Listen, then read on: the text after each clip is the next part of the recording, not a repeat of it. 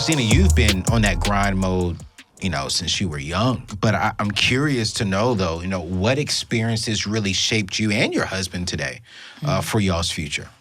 Well, one of the things about my childhood that I think was unique that kind of got me motivated really early was the fact that my mom did immigrate from Venezuela, and we went to Venezuela about a month or two every year my entire childhood. Wow. So even though we were low income, we were technically in poverty. Similar story where it's like we didn't even know we were in poverty really because like my mom was such a hustler and good at like managing the budget. But it's like we saw a completely different world for an extensive period of time every year. So it's like even the poorest people in America are richer than the poorest people over there. Than even some of the wealthy people over there. Like our lifestyle is so much better than even people who have money in Venezuela. So it's like that just instilled so much gratitude for what we do have. My abuela didn't have air conditioning.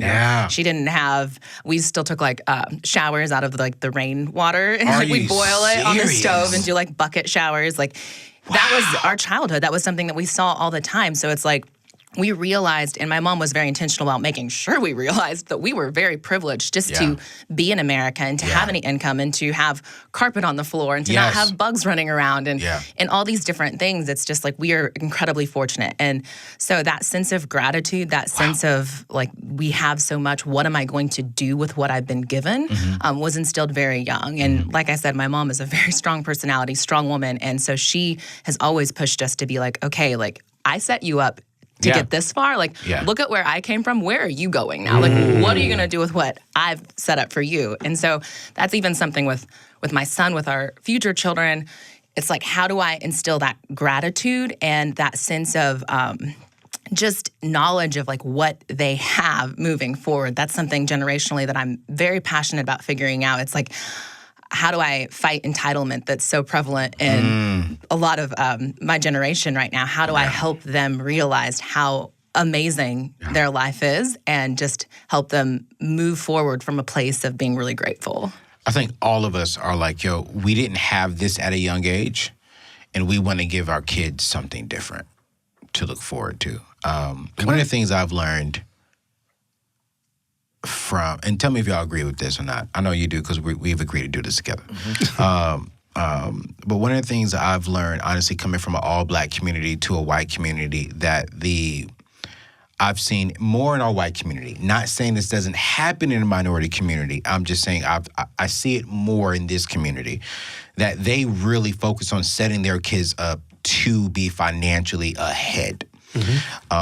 And Brian, myself, and two other my best friends, one's an NFL player, we've all agreed that by the time our kids get married, we would either cut them a check for 6 figures minimum or buy their first house. That's amazing. That's nice. Minimum. So whatever we are in life, it's either going to be $100,000, here you go, God bless you, to go towards starting your life, or when they get married, we purchase their first house. And for me, that is huge to me. I remember calling Brian saying, I've been around a lot of white people. And they buying their kids houses, bro. They getting married, and their package, like when you get married, we will purchase your... And I'm like, how come we can't do that? Right. Because see, a lot of us feel as if we started behind. We started on the back of the line. There's this video out where you see, this guy was asking a whole bunch of questions with blacks and whites in there. And he said, if you can answer yes, step ahead. If you grew up in a duo home with both your parents, if you have a car at the age of 16, if you have this. And when you look at it, when he was done answering the questions, it was all white people but one black person in that group. And all the black people were in the very back. And I said, my son will be in the front of that line. My daughter will be in the front of that line. Should we, when we think about the minority culture, and not just minority culture, because you're actually raising multiracial kids, right? I love it. So it's like, shouldn't we be able to have our kids have a head start more than what we have? And what does that look like for you all? When you think about legacy, in our 30s, because all of us are in our 30s here, What does that look like for you all? Like for me, it's that. My goal is right now, I'm tracking to do the 6 figures. That's easy. But the buying a house, that's the goal. Like that's the God goal. Like God, I want to do that by the time they get married. And then also too, man, I want to create experiences, for my kids. We didn't go to Disney World. We didn't go to Disneyland. I don't know I never went outside the country with my kids. Like I want to take my kids to Israel. Like, hey son, this is where Jesus walked. Open up your Bible. Let me turn this into 3D. This is where that is. I can't say I had those experiences with my mom and dad because they worked hard. We couldn't do that. We were living paycheck to paycheck. What does that look like for you all? To kind of piggyback off of that, I'm all about experiences. Yeah. And I think, for our community, we've had some obstacles throughout, this country's history. Yeah. But I think it's one of those things, it goes back to our relationship with money. Yeah. And having that knowledge. And like I said, I have my MBA. Yeah. But I've learned so much more outside of that. Come on, man. And I think self-education is important. Yeah. And that's why I push that to people. Yeah. Educate yourself first. Yeah. Formal education is cool, but you learn more, you make more by learning on yourself and through so-called mistakes. Yeah. So what it looks like for me, to your point, is providing those experiences to my daughter. Yeah. One of my godly goals is to live internationally. Come on, man. Come on, man. And I like what you said. So I had experience. I went to South Africa in my graduate career. We're very privileged here in America. Wow, bro, I want to go so bad to experience that. So I went to multiple parts, and our media doesn't do it any justice. I went to Cape Town. That looks like Miami, Florida. You would never know that based on our media. So I had to experience that, like you said, in 3D. So I want to give that experience to my kids. Like, make it, everyone's normal is different. And I know you kind of talked about that. Like, I want our kids' normal to be, we travel overseas. Come on, and man. not feel guilty about that. Come on. And that talks about abundance. Yes. So if we can live in Europe for half a year, but it's on me and my wife to make that happen financially through different means. First is becoming debt-free, so we don't have that burden. But we need an accelerant to accelerate that income. So I won't preach anymore. I'm getting my pastor on right now. You preaching? Bro, you just added something to my list, bro. I'm going to tell you that right now. But it's just one of those summers in Uganda. Exactly. Yeah. Let's make it happen. Let's make it happen. And that's one of the things, man, like, it's not about money for me. Yes. It's really about time and experiences. Yeah. But money's going to make it happen. Come on. Money's going to make that happen. Come on. So I'm not going to let money be my master, but it's going to be a resource. So, all right, I'm going to stop. Woo! Stop. Come on. I'm going to put that on the table. Is there an organ or something I we don't can know. play?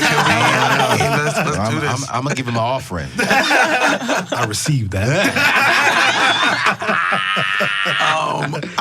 I think that, for me, I recognize that I'm raising 2 world changers. And, my wife is from El Salvador. Okay. I'm African American, so my kids are mixed. Yeah. And from the schools they go to, they're different. They stand out. I think what my grandfather gave me was identity. And Martin Luther King Jr. said this about his professors at Morehouse. Yeah. He said, they place a crown on our head so large that we would spend the rest of our lives trying to fit into. Wow. And I'm trying to put a crown on my kids' head so large that they would spend the rest of their lives trying to fit their heads into. Come on, man. And so I think that you do that by identity. Yeah. My daughter's 6. My son is 4. Every day we have something called the Big Five, the Bullock Big Five. I do this with them every single day, whether I'm at home or I'm on the road, where I say, what's the Bullock Big Five? They'll tell you the Bullock Big Five, number 1, love God. God is first. They'll hold up their number 1. Number 2, inspire people. We lift people up. Number 3, honor family. Number 4, dream big. I say, what's a small dream? And they say this, and I say, what is that? And they say, oh Daddy. I said, what? How do we dream? And they say, oh, Dad, we're dreaming. You got to see it. I'm going to record it one day. Record it one day, I asked, man. what does small dream look like? They say, oh, that's little. That's nothing. And then number 5 is build legacy. So they're saying it every single day. Yeah. And all these different things, I'm trying to establish identity because part of the reason why the Black community ends up in gang life. Part of the reason why we end up committing crimes. Part of the reason why we end up drugs and all those different things is because no one told us who we are. Yes. And so when you don't know who you are, it's easy to take on an image that's portrayed in a rap song or portrayed in a movie or portrayed by just the people that you see in your surroundings. So for me, I'm trying to show a different picture. Yeah. I'm trying to show a different movie. I'm trying to give a different identity so that they'll live up to who I declare them to be and not who society says they should be. I love it. That's deep. I love it. I love it. You're last, but you're not the last. Thanks. Man, this question challenges me in a good way because, yes, I do want to leave my children set up for success financially, saving in a 529. Hopefully we can pay cash for college. But at the same time, I don't want them to know that they have a bank account ready for college. Ooh. Like, I don't want them to expect or feel entitled to that money. I want them to, they should still win scholarships if they can. Like, why should they not fight for that? And then that money can go to something else. You know, I feel like some of the greatest gifts I have in my life were born from the challenges that I've been through and some of the reasons I'm so driven and I'm passionate about what I do. It's because of the obstacles I went through. So it's like, how do you find that balance between not wanting your children to have to fight the way that you did, but at the same time, not taking away the benefits of the fight? Like, how do you instill that fighter attitude in them? So that's, I mean, my son's 2, and I have one on the way, so we have time to figure it out. Start them early. We talk about it all the time. As soon as they start talking, we can't afford to pay for it.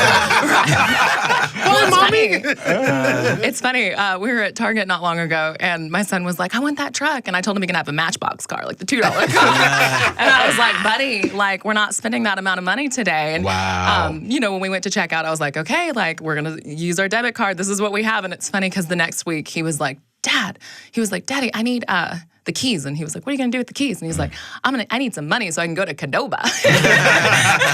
I was like, hey, at least he's like starting to process the money concept. Absolutely. That is hilarious, man. I want to end with this because, man, if we had more time, man, we can go. We could just go. But what do you think is one thing that's preventing us from accomplishing success and really building wealth and true legacy for the future?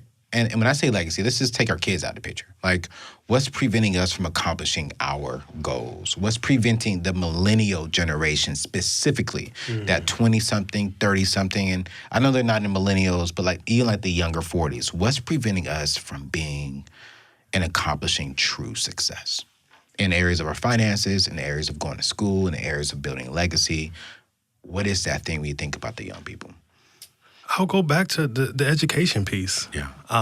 For me personally, it's really trying to learn as much as possible in a reasonable amount of time to set myself up financially. Yeah. If it's learning more about stocks, if it's learning more about different debt reduction methods, if it's learning about my relationship with money, how do I feel about money? That's good. You know what I mean? I think that's at the beginning of everything. It's just, how do you relate to money? Do you think it's a bad thing? Do you think it's a good thing? Right.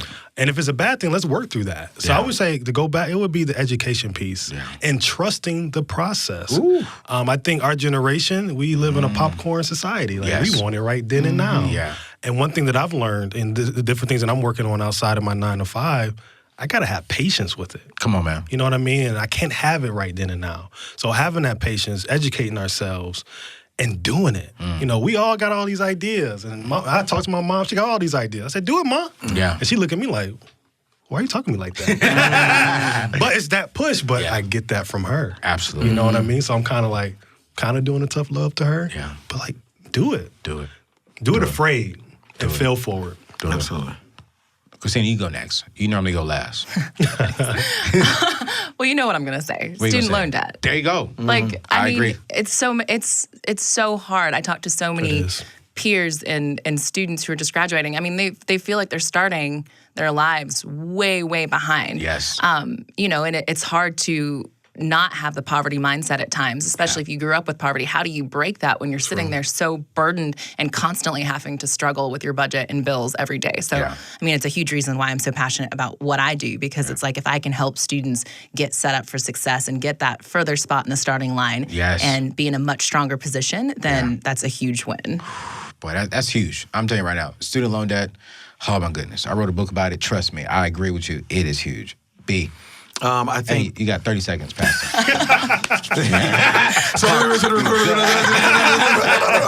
I think for me, it's living. People are living for their first name, not their last name. And I think that it's an individual mindset of let me just take care of me. And if I'm good, then we're good. And we have to start thinking, no, I have a last name, and my last name is my mom, my dad. It's my bloodline. It's me saying, you know what, I have to live for something bigger than myself. And I think if we can get people to start living for something bigger than themselves, then it will open up the opportunity for education and open up the opportunity to hear about the great resources. Come on, man. I mean, it really will just change a lot of our perspective. But we have to get away from the me mentality and get to the we mentality. Ooh. Man, listen. This is why I call this a table, because we come to the table, we have the real hard, relevant conversations that I believe this younger generation needs to hear. And I want to thank each and every single one of you all for coming to the table. I wish I had another hour. Seriously, I've said this probably on the last 5 shows. It's just been great dialogue, but I don't have an hour to talk. You know, I like y'all, but not that much. I could be out of Nashville. Hey man, we can definitely do it again. Real quickly before we go, I want you all to tell people where can they find you, website, IG, any products you want to push, because I've looked at all y'all's products, so I would definitely endorse it. If I didn't like it, I wouldn't let you push it. So ladies first, Kristina, your stuff is important. I want you to tell them about your online thing that you have going right now. Thank you. I have a new scholarship course that just came out, or it's coming out soon. Yes. And it's just a comprehensive course that walks students through the entire scholarship process. It helps you craft standout applications, find the best scholarships available, and figure out how to stand out from the crowd. And you can find that at collegeninja.com. Collegeninja.com. I like that. I like that. I love that. I love it. like that. All right. Well, let's let the pastor go, so this way, Even though he won't talk. He won't talk so long because he knows he got to go to you. I got to go to you, but just know my offering's on the way. Okay. So, you can find me at brianmbullock.com, and you can order the book, Living for Legacy, Creating a Blueprint for a Life That Matters. You can also get access to the Legacy e-course, where some of the principles that you heard us talk about, you'll be able to implement in your own life by going to brianmbullock.com. Love it. All right, you can find me at frugal-freddy.com and Frugal Freddy on all social media platforms. I got a couple cool shirts. Are you guys familiar with Living Single? Yeah. So I got a shirt that says Living Frugal. Oh. Hey. Are you guys familiar with Blackish, the TV Absolutely. show? I got a T-shirt that says Frugalish. Come on. Frugalish. So it's just a play on just, 90s, like 90s type stuff. stuff. Yeah. So you can go to my website, find that. A lot of free education on my social media platforms. So hit me up, DM me, and we can go from there. Yo, you guys, I'm going to drop all the information in the description, so make sure you all check that out. Y'all, thank you so much. Thank you so much. And to all my listeners, y'all, thank you for rocking with me every single week. You all are amazing. And we'll see you on the next show. Peace out.